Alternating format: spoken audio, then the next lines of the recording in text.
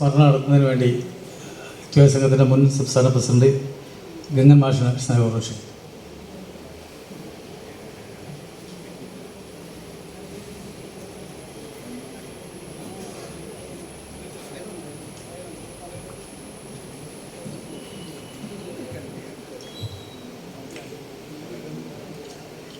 വേദിയിലും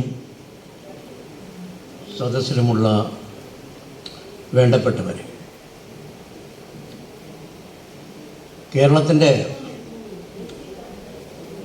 നൈതികവും ധാർമ്മികവുമായിട്ടുള്ള ഉണർവുകൾക്ക് പുതിയ ഭൂമിയും പുതിയ ആകാശവും പടുത്തുയർത്തിയ കേരളത്തിലെ നവോത്ഥാന ശില്പികളിൽ അതിൻ്റെ പിന്തുടർച്ചാവകാശം ശരിക്കും അറിവ്, പ്രയോഗവും പ്രവർത്തനവുമായി രൂപപ്പെടുത്തിയ ദീക്ഷണാശാലിയാണ് സഖാവ് പവനൻ. അദ്ദേഹം ഇന്ത്യൻ കമ്മ്യൂണിസ്റ്റ് പാർട്ടിയുടെ പ്രവർത്തകനായി വർഗസമരവും യുക്തിചിന്തയും എന്ന ദർശനത്തിലെ വളരെ പ്രധാനപ്പെട്ട ഒരു ഭാഗത്തെ കൈകാര്യം ചെയ്യുമ്പോൾ സാധാരണ തത്വചിന്തയിൽ പലപ്പോഴും ഭൗതികവാദവും ആത്മീയവാദവും മാത്രമേ ഉള്ളൂ. ഭൗതികവാദത്തിൻ്റെ ഉയർന്ന രൂപമാണ് വൈരുദ്ധ്യാധിഷ്ഠിത ഭൗതികവാദമെന്ന് അംഗീകരിച്ച ഒരു വർഗസമര പോരാളിയായിരുന്നു സഖാവ് പവനൻ. അതോടൊപ്പം അദ്ദേഹം യുക്തിചിന്ത ഒരു കേവല യുക്തിചിന്തയല്ലെന്നും ജീവിതത്തിൻ്റെ സമസ്ത മേഖലകളിലും അസമത്വത്തിനെതിരെ ആശയസമരം നടത്തുന്ന ഒരു പ്രസ്ഥാനത്തിൻ്റെ വക്താവായിട്ടാണ് അദ്ദേഹം നിലകൊണ്ടത്. അദ്ദേഹം മതത്തെ നിർവചിക്കുന്നു മനുഷ്യനും തമ്മിലുള്ള സാമൂഹ്യ ജീവിതത്തിൽ മനുഷ്യനെ ചൂഷണം ചെയ്യുന്ന സാമൂഹ്യ ഉപാധികളിൽ ഒന്നാണ് മതം. ആ മതത്തെ പറ്റിയിട്ട് മാർക്സ് വിശകലനം ചെയ്തത് അടിച്ചമർത്തപ്പെട്ട ജീവിയുടെ ആശ്വാസ നിശ്വാസമാണത്. ഹൃദയമില്ലാതെ ലോകത്തിൻ്റെ ഹൃദയം, അത് ആത്മാവ് നഷ്ടപ്പെട്ട ഒരു സമൂഹത്തിൻ്റെ ആത്മാവ്. അതുകൊണ്ട് മതം മനുഷ്യനെ മയക്കുന്ന കറുപ്പാണ്. മയക്കുന്ന കറുപ്പ് എന്ന് പറയുമ്പോൾ ഒരിക്കലും മതത്തിന് നല്ല സർട്ടിഫിക്കറ്റ് അല്ല നൽകിയത്. കേരളത്തിലെ യുക്തിവാദി പ്രസ്ഥാനത്തെ കേവല യുക്തിവാദി പ്രസ്ഥാനമെന്ന് പറയുമ്പോൾ അതിനെതിരായിട്ട് സഖാവ് EMS പവനും നടത്തിയ ഒരുപാട് ചർച്ചകളുണ്ട്. ആ ചർച്ചയിൽ മഹാനായ ലെനിനെ ഉദ്ധരിച്ചുകൊണ്ടാണ് മതത്തിനെ വിലയിരുത്തിയത്. പ്രായോഗിക ഭരണകൂട സമീപനത്തിൽ മതം എന്തായിരിക്കണം, അതിൻ്റെ സാമ്പത്തിക മാനസിക ചൂഷണം എങ്ങനെ അവസാനിപ്പിക്കാം, അതിന് അടിത്തറയിൽ മാറ്റമുണ്ടായാൽ മേൽപ്പുരയിൽ മാറ്റമുണ്ടാകുമെന്നുള്ള യാന്ത്രിക സമീപനം പവനനുണ്ടായിരുന്നില്ല. പവനൻ അതിന് പറഞ്ഞത് സാംസ്കാരിക ഉപരിതല 5ാമത്തെ ഉപരിതലമായിട്ടുള്ള മതത്തിന് അതിൻ്റെ മതപരമായ അനാചാരങ്ങളെ സിദ്ധാന്തവൽക്കരിക്കാനുള്ള വലിയ പ്രവണത നടത്തുമ്പോൾ അതിനെതിരായിട്ട് സമരം നടത്തിയില്ലെങ്കിൽ ആശയ സമരത്തിന് വേണ്ടത്ര ബലം ലഭിക്കില്ല.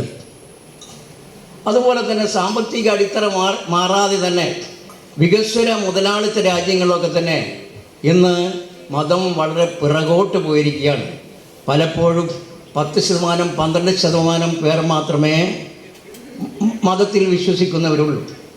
എങ്കിലും മതത്തിൻ്റെ സാമ്പത്തിക മാനസിക ആശയ ചൂഷണത്തെ എതിർക്കാൻ അദ്ദേഹം കണ്ട ഉപാധി EMS ആയിട്ട് തർക്കം ചെയ്യുമ്പോഴും അദ്ദേഹം കമ്മ്യൂണിസ്റ്റ് പാർട്ടിയുടെ പ്രവർത്തകനായിരുന്നു.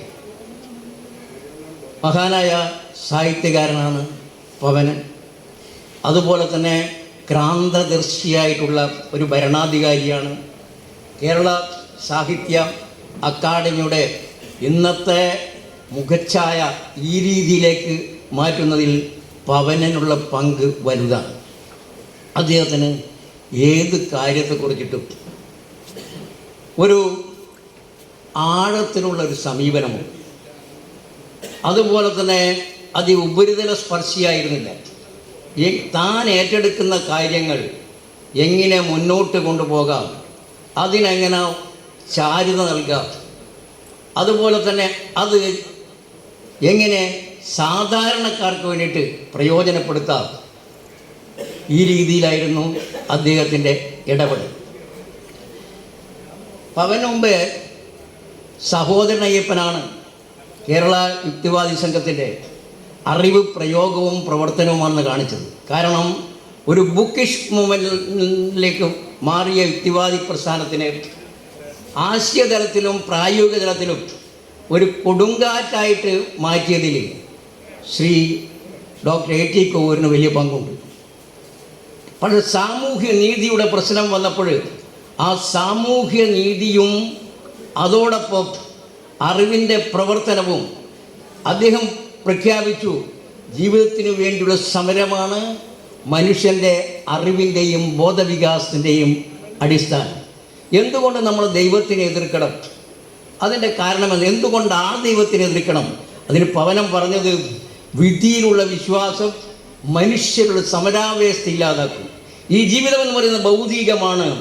ഉൽപാദന വ്യവസ്ഥയാണ് ജീവിതം സ്വാധീനിക്കുന്നത്, ഭാവിയെ നിയന്ത്രിക്കുന്നത്. നിരന്തരമായ സമരത്തിലൂടെ ഉൽപാദന വ്യവസ്ഥയെ മാറ്റിമറിക്കുക എന്നുള്ളതാണ് സാമൂഹ്യ പരിവർത്തനത്തിൻ്റെ നിയമം.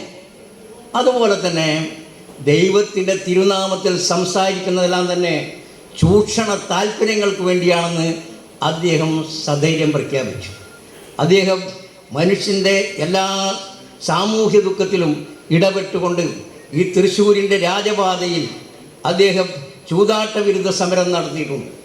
അതുപോലെ തന്നെ അരികവൽക്കരിക്കപ്പെട്ട സ്വന്തം ജീവിതം കരുപ്പിടിപ്പിക്കാൻ വേണ്ടിയിട്ട് അരക്കെട്ട് അഴിക്കുന്ന ഒരു സ്ത്രീ സമൂഹത്തോട് അദ്ദേഹം ഐക്യദാർഢ്യം പ്രകടിപ്പിച്ചുകൊണ്ട് അവരുടെ ഉന്നതിക്ക് വേണ്ടി പരിശ്രമിച്ചു. അങ്ങനെ ബഹുമുഖമായിട്ടുള്ള പങ്കാണ് പവനനുള്ളത്. എനിക്ക് 10 മിനിറ്റാണ് സമയം തന്നിട്ടുള്ളത്, അതുകൊണ്ട് ഞാൻ നീട്ടില്ല. എൻ്റെ ഒരുപാട് പ്രഭാഷണങ്ങൾ നിങ്ങൾ കേട്ടവരാണ്. അതുകൊണ്ട് എനിക്ക് പറയാനുള്ളത് 1-2 കാര്യങ്ങൾ കൂടി ഞാൻ പറയാം. ഇപ്പോൾ നമ്മുടെ അന്ധവിശ്വാസങ്ങളും അനാചാരങ്ങളും കൂടിക്കൊണ്ടിരിക്കുകയാണ്. അത് വർണ്ണക്കുട പിടിച്ചുകൊണ്ട് നമ്മുടെ കേരളീയ സമൂഹത്തിലേക്ക് നടന്നു നീങ്ങുകയാണ്. അതിന് ഇന്ത്യ ഭരിക്കുന്ന RSSൻ്റെ പിൻബലമുള്ള രാഷ്ട്രീയ ശക്തികൾക്കൊക്കെ വലിയ പങ്കുണ്ട്. അതൊന്നും ഇവിടെ ഇപ്പോഴും അനാവരണം ചെയ്യാൻ ഉദ്ദേശിക്കുന്നില്ല. സാംസ്കാരിക പോരാട്ടവും ഒരു രാഷ്ട്രീയ പ്രവർത്തനമാണെന്നുള്ള ബോധ്യം പവനന് ഉണ്ടായിരുന്നു. അദ്ദേഹം പറഞ്ഞു, കാരണം ഈ സാംസ്കാരിക രംഗത്തൊരു ഐക്യമുന്നണിയാണ് ആവശ്യം. ഇരുട്ടിൻ്റെ ശക്തികൾക്കെതിരായിട്ടുള്ള പോരാട്ടത്തിൽ വലിയൊരു സമരം മുറ നമ്മൾ രൂപീകരിക്കണം. അതിൽ കണ്ണിചേർക്കാൻ പറ്റിയ എല്ലാവരെയും കണ്ണിചേർക്കണം. എല്ലാവിധ ആധിപത്യത്തെയും നാം എതിർക്കണമെന്ന് ചൂണ്ടിക്കാണിച്ച പ്രമുഖ പത്രപ്രവർത്തകനും യുക്തിവാദിയുമായിരുന്നു പവനൻ. കേരളത്തിലെ ചാർവാകൻ എന്നാണ് ഇന്ന് അവാർഡ് വാങ്ങിക്കുന്ന നമ്മുടെ പ്രിയങ്കരനായ കവി കൂരിപ്പുഴ ശ്രീകുമാർ പവനെ പറ്റിയിട്ട് അദ്ദേഹത്തിൻ്റെ ചാർവാകൻ എന്ന് പറയുന്ന കവിതയുടെ കവിത പ്രസിദ്ധീകരിച്ചൊരു പുസ്തകത്തിൻ്റെ മറ്റൊരു ഭാഗം അദ്ദേഹം മതാതീത സാംസ്കാരിക ജാഥയിൽ ഒരു ലേഖനം അതിൽ എഴുതിയിട്ടുണ്ട് പവനെ പറ്റിയിട്ട്. അതിൽ പവനൻ ബോധം ചുരത്തിയ വാളായിട്ടാണ് അദ്ദേഹം ചിത്രീകരിച്ചത്. അതുകൊണ്ട് എനിക്ക് കേരള യുക്തിവാദി സംഘം പ്രവർത്തകരോടും ബഹുജനങ്ങളോടും പറയാനുള്ള ഒറ്റ കാര്യം മാത്രമാണ്, നമ്മുടെ ഏത് സംഘടനയുടെയും കൂറ് വസന്തകാലത്തിൽ പൂമ്പാറ്റയല്ല, നേരെ മറിച്ച് ഏത് കൊടുങ്കാറ്റിലും ചാഞ്ഞു വീഴാതെ മരത്തിനെ പിടിച്ചു നിർത്തുന്ന മണ്ണാണ്. അതുകൊണ്ട് മനുഷ്യൻ്റെ സാമൂഹ്യ പുരോഗതിക്ക് വേണ്ടിക്കും മാനവികത താളലയത്തിനും വേണ്ടിയിട്ട് നമ്മുടെ സമൂഹത്തിൽ മാറ്റം വരുത്താൻ ശ്രമിച്ച പവനോടുള്ള എല്ലാ ആദരവും ഈ സന്ദർഭത്തിൽ നിങ്ങൾക്ക് വേണ്ടി എനിക്ക് വേണ്ടിയും ഞാൻ പവൻ്റെ സ്മരണകൾക്ക് മുന്നിൽ ആദരാഞ്ജലി അർപ്പിച്ചുകൊണ്ട് എൻ്റെ ഈ പ്രഭാഷണം അവസാനിപ്പിക്കുന്നു. ഈ